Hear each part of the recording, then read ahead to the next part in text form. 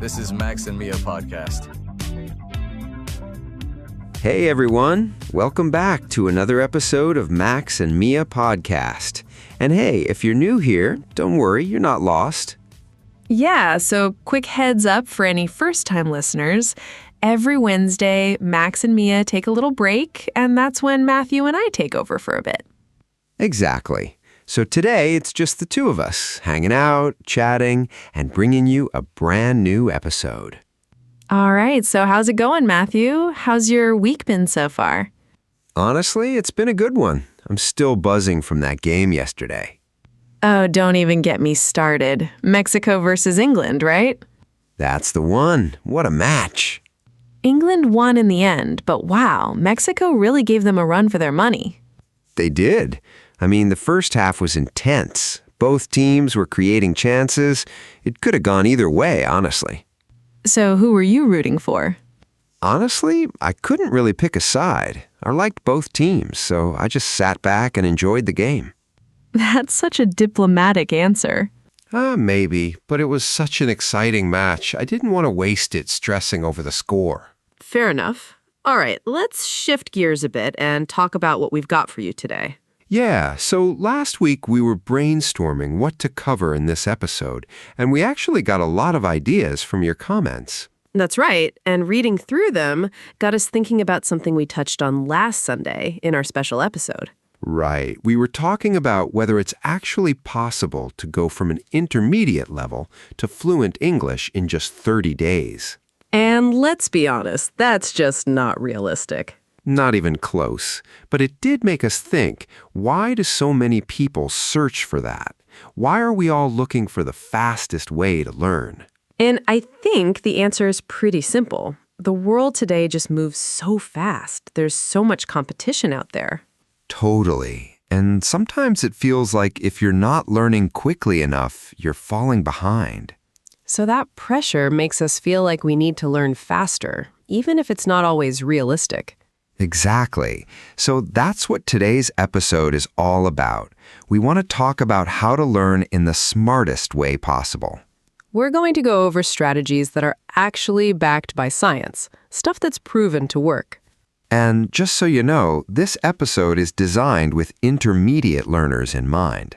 We've tried to keep it clear enough that you should understand around 70 to 80% without having to stop and look anything up. And if we do use a more technical word here and there, don't worry, we'll pause and explain it right away. So, without further ado, let's get into today's episode.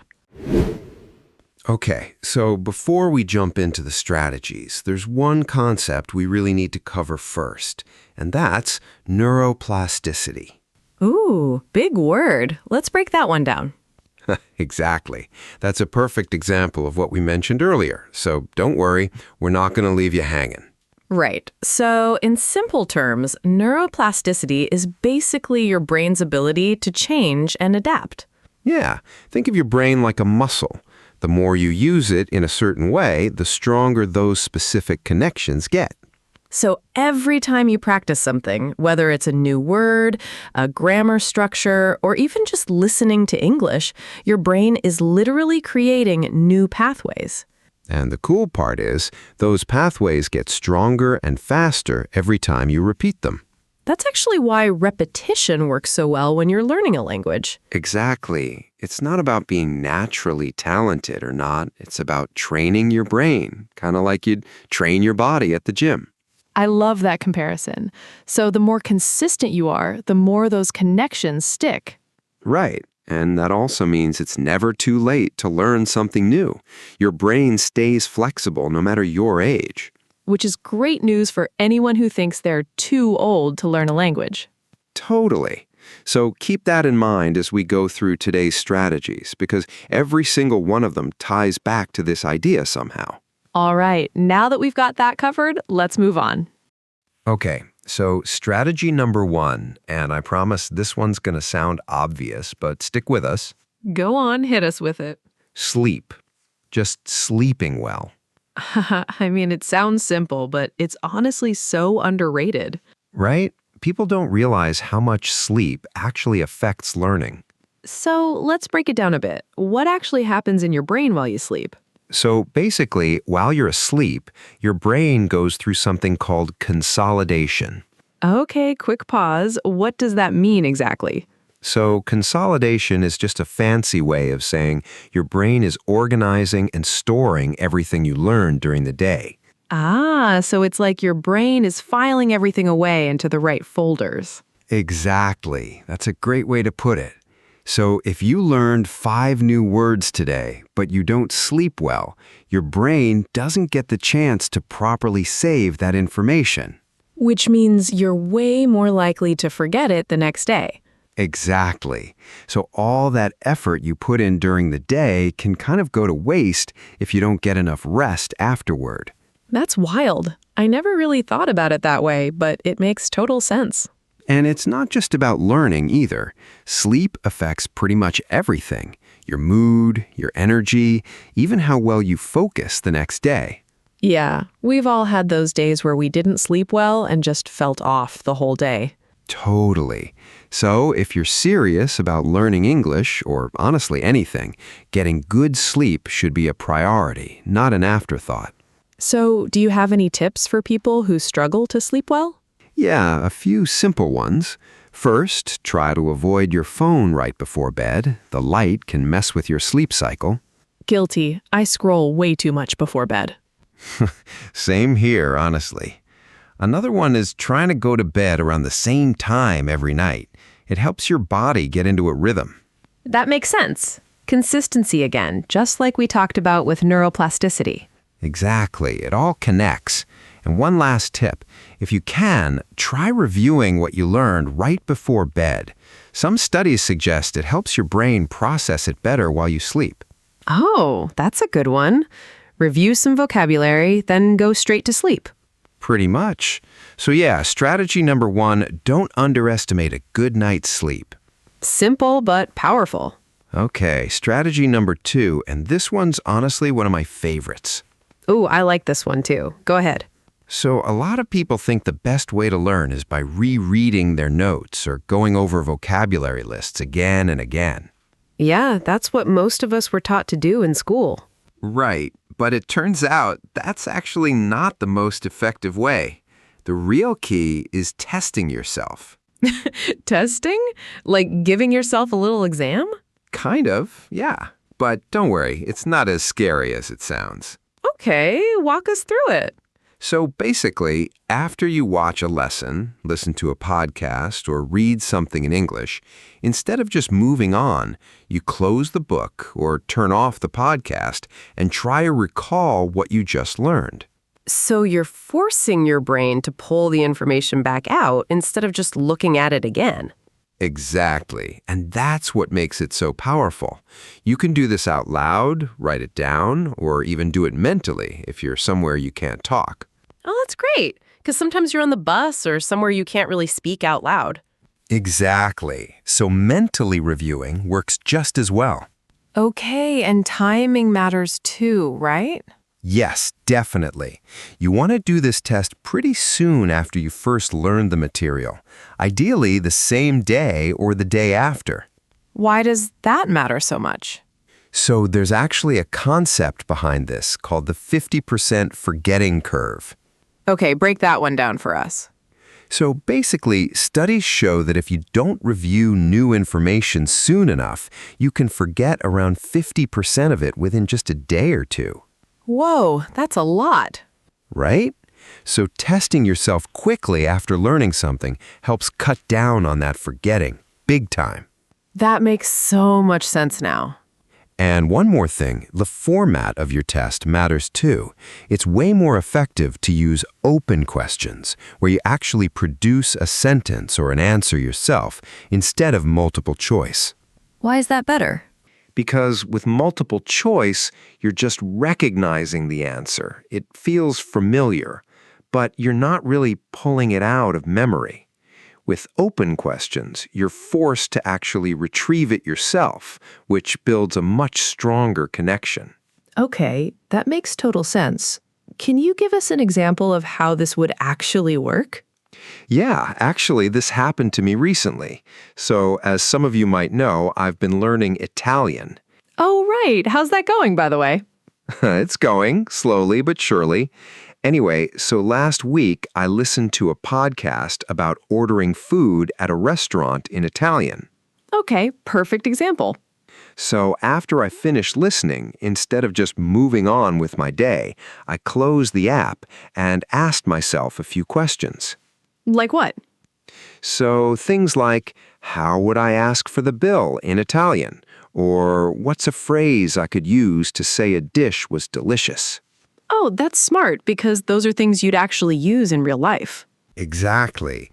And instead of just recognizing the phrase, if I saw it written down, I had to actually produce it myself from memory. And did it work? Honestly, yeah. A couple of phrases I struggled to remember at first, but once I forced myself to actively recall them, they stuck so much better. That's such a good example. So for you guys listening, maybe after this episode, you could ask yourselves something like, what's one strategy Matthew and I just talked about? Or why does testing work better than rereading? Exactly. And that's the whole point. Don't just listen passively. Try to actively bring the information back yourself. I love that. All right, testing over rereading. Strategy number 2, done. All right, strategy number 3, and this one's a bit different, but stick with us. Okay, I'm curious. So this one's all about focus and alertness. Basically, your nervous system needs to sense that what you're learning is actually important. Okay, what do you mean by that exactly? So think of it this way. Your brain is constantly deciding what's worth remembering and what isn't. And one of the ways it decides that is through alertness. So, like, if you're half asleep while studying, your brain kind of shrugs it off? Pretty much, yeah. If you're not alert, your brain doesn't really flag the information as important, so it's less likely to stick. Okay, that makes sense. So, how do we actually boost our alertness before studying? So there are a few tools you can use. One of them is moderate caffeine before a study session. Like a coffee before you sit down to learn? Exactly. Just don't overdo it. We're talking moderate amounts here, not 5 espressos. Noted. Another interesting one is taking a cold shower right after an intense study session. Wait, really? A cold shower? Yeah, I know it sounds a little extreme, but basically a cold shower triggers your body to release adrenaline. Okay, quick pause. What exactly is adrenaline doing here? So adrenaline is a hormone your body releases when it senses something intense or important is happening. And that spike can actually help your brain lock in what you just studied, kind of consolidating it in a single attempt. Oh, interesting. So it's like telling your brain, hey, pay attention, this mattered. Exactly. That's a great way to put it. Okay, what's the third tool? So this one's meditation, specifically doing about 5 to 10 minutes of mindfulness meditation before you start studying. Okay, and how does that help exactly? So meditation basically trains your ability to bring your attention back whenever it wanders off. Oh, that's so useful because, honestly, my mind wanders all the time when I'm trying to focus on something. Same here, honestly, all the time. But that's the whole point. Meditation's like a workout for your attention span. So, the more you practice bringing your focus back, the easier it gets to stay focused while you're actually studying. Exactly, and that skill carries over directly into learning a language. You're going to get distracted sometimes, that's totally normal, but the faster you can bring your attention back, the more effective your study session becomes. That's such a good point. So, to sum it up, a bit of caffeine, maybe a cold shower after a hard session, and a few minutes of meditation beforehand. Exactly, all pretty simple tools, but they can make a real difference in how much your brain actually retains. I love how practical these all are. All right, strategy number 3, focus and alertness. Done. Okay, strategy number 4, and honestly, this one might be the easiest to apply out of all of them. Oh, I like easy. Let's hear it. So this one's called gap effects, and it's all about adding little pauses during your practice sessions. Okay, so like, when would you actually use this? So let's say you're practicing pronunciation or maybe listening to a podcast like the ones we've been talking about today. Okay, got it. So basically, every so often, you just stop, like completely stop for about 10 to 30 seconds and do nothing. Wait, nothing at all? Not even thinking about what you just heard? Yeah, exactly. Just a short pause, total silence. Okay, so what's actually happening during that silence? So this is the cool part. During that little gap, a part of your brain called the hippocampus kicks in. Oh, quick pause. What exactly is the hippocampus? So it's basically a region in your brain that plays a huge role in memory, especially in forming new memories. Okay, got it. Keep going. So during that short pause, your hippocampus actually replays what you just heard or said, but at a speed that's like 20 to 30 times faster than normal. Wait, seriously? 20 to 30 times faster? Yeah, it's honestly wild when you think about it. Your brain's basically fast-forwarding through what you just practiced over and over in just a few seconds. So that's like a mini review session happening automatically without you even trying. Exactly, and that's what makes retention so much stronger. Okay, so how would this actually look in practice?